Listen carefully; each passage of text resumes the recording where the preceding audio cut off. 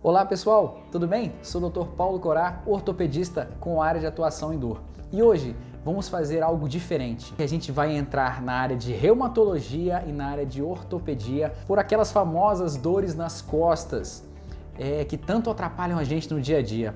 Então, na área da reumatologia, o Dr. Joelson, que é o dono do Instagram Reumato Descomplicada, vai falar com a gente sobre as dores nas costas, principalmente daquela patologia, daquela doença chamada espondilite anquilosante. O nome já é complicado, porém ele vai descomplicar muito bem pra gente.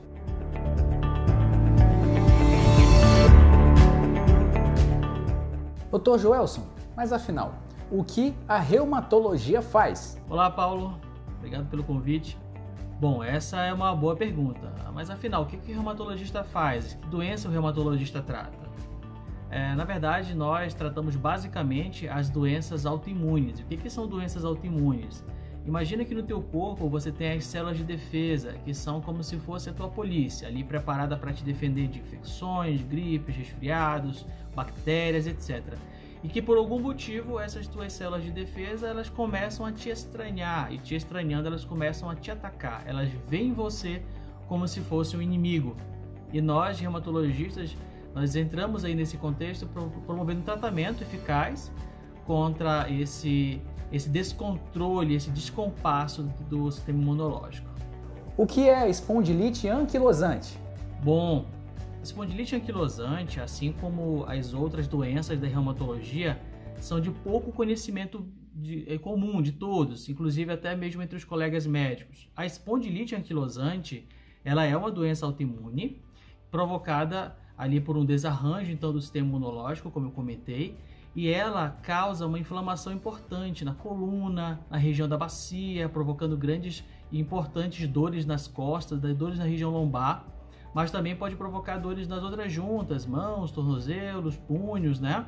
Associados ou não com sintomas mais variados ainda, como conjuntivites, olhos vermelhos, inflamações nos dedos e etc. Então, em resumo, é uma doença inflamatória que basicamente gosta ali de atacar a coluna, principalmente na sua região lombar, causando grandes dores e desconfortos. Ah, legal, que interessante. Mas deixa eu te perguntar, qualquer dor lombar, a gente tem que se preocupar com espondilite anquilosante? Pois é, Paulo, essa também é um questionamento bem interessante, porque dor lombar é uma queixa muito comum no consultório de reumatologia, de ortopedia, de clínica médica, nas emergências, etc. E qualquer dor lombar é importante para que eu pense em espondilite anquilosante? Bom, nós temos que fazer aí nesse contexto 5 perguntas, tá? Quais são elas? Bom, essa tua dor lombar, ela começou antes dos 40 anos de idade? Essa dor lombar que você sente, ela veio progredindo lentamente, ela veio piorando ao longo do tempo ou ela surgiu repentinamente? Essa dor lombar que você tem, ela melhora quando você está fazendo essas suas atividades do dia a dia, trabalhando, fazendo exercício? A tua dor lombar, ela piora com repouso quando você está descansando, quieto em casa, depois do dia do trabalho, você chega, vai descansar e a tua dor piora? E por último, tu acorda de noite com dor lombar, isso é uma situação que te faz despertar, você está dormindo, descansando e acorda com dor? Então, para essas 5 perguntas, se você tiver pelo menos 3 perguntas com respostas sim, aí sim, nesse contexto a gente pensa realmente que essa dor lombar ela pode estar relacionada com espondilite anquilosante e aí sim merece uma investigação mais cuidadosa. Quais são os outros sintomas importantes para a gente pensar em espondilite anquilosante? Bom, Paulo, quando a gente pensa no diagnóstico de espondilite anquilosante, não é apenas a dor lombar que nos importa, não é apenas aquela dor nas costas que é importante. A gente tem que fazer algumas outras perguntas para ver se aquele paciente tem mais chances de ter espondilite anquilosante. Quais seriam elas? É importante perguntar se tem alguém na família com a doença, existe uma transmissão genética hereditária, isso é fundamental. É importante perguntar também como funciona o hábito intestinal daquele paciente, que algumas doenças do intestino que podem causar diarreia, podem causar excesso, acúmulo de gases, etc., elas estão relacionadas com o aparecimento da espondilite anquilosante. A gente pergunta também para o paciente se ele percebe que tem os olhos avermelhados, como se fosse uma conjuntivite, né? Então é a uveíte. Um sinal bem interessante também que a gente percebe é o dedo em salsicha, é uma inflamação do dedo que transforma o dedo em um parecido, semelhante a uma salsicha, fica bem parecido com uma salsicha, isso a gente chama de dactilite, né? Perguntar também para o paciente se ele tem psoríase. Psoríase é uma doença de pele, né? Então, umas lesões crostosas, parecem uns cascões que descamam, né? Perguntar se ele tem, se os parentes de primeiro grau também têm, porque tudo isso é importante quando a gente pensa na doença chamada espondilite anquilosante. Para chegar nesse diagnóstico é muito importante fazer todas essas perguntas para que a gente não deixe escapar nada. Tem algum exame de sangue que ajuda nessa investigação? Se tiver, vai falando que eu estou anotando aqui, hein? Pois é, Paulo. Então, pensando em como a gente faz a investigação da doença, na reumatologia, a gente tem que fazer uma boa entrevista, perguntar detalhes, conversar com bastante calma com o nosso paciente. Nós podemos usar também exames de sangue e exames de imagem, tá? No caso da espondilite anquilosante, a gente pode fazer uso de um marcador genético chamado HLA-B27. Sabe-se que quem tem esse marcador genético positivo tem mais chances de desenvolver a doença e quando desenvolve, acaba tendo uma doença um pouco mais de difícil controle. Então, o exame de sangue, se nós formos pontuar aqui, o mais importante seria a dosagem então aí do HLA-B27.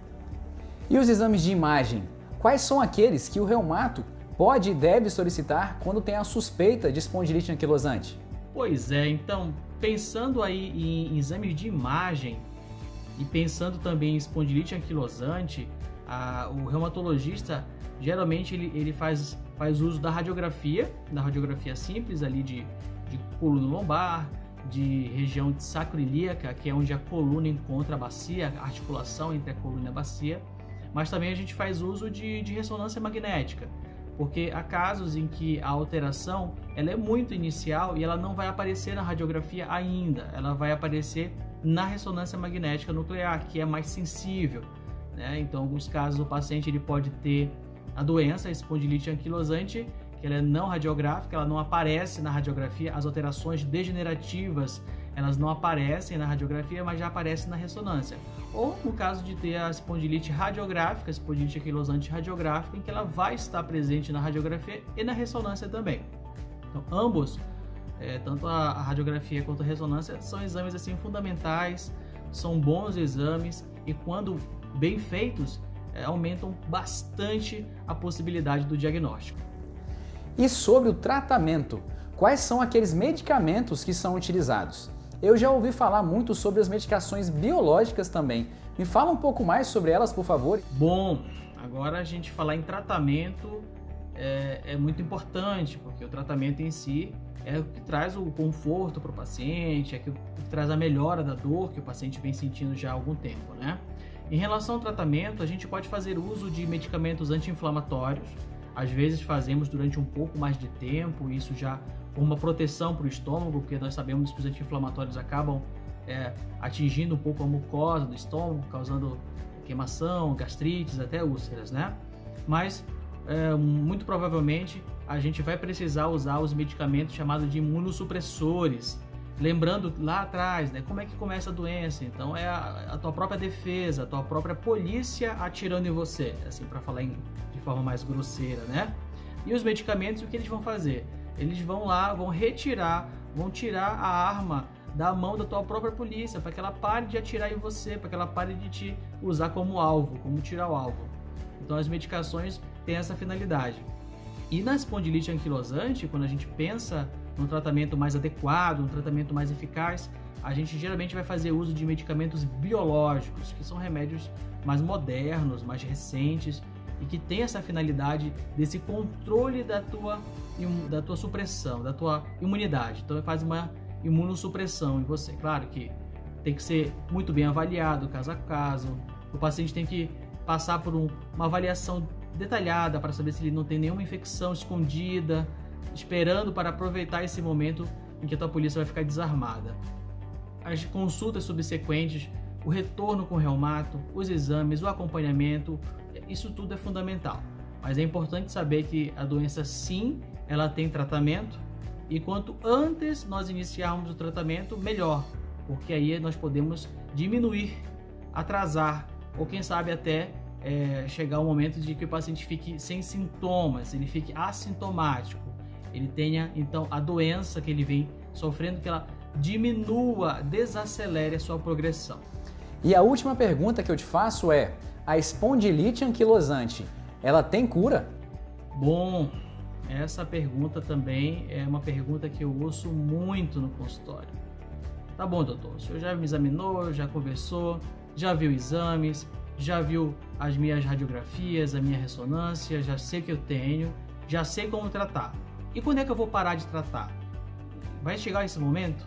Bom, a espondilite anquilosante, assim como as outras doenças ali da reumatologia, elas teoricamente não têm cura, tá? Então a gente não encontrou a cura, o que nós temos é o controle, é o tratamento visando o controle dos sintomas, a melhora do desconforto, da dor e também, quiçá, a interrupção da progressão da doença, que ela fique parada, estacionada do jeito que ela está, entendeu?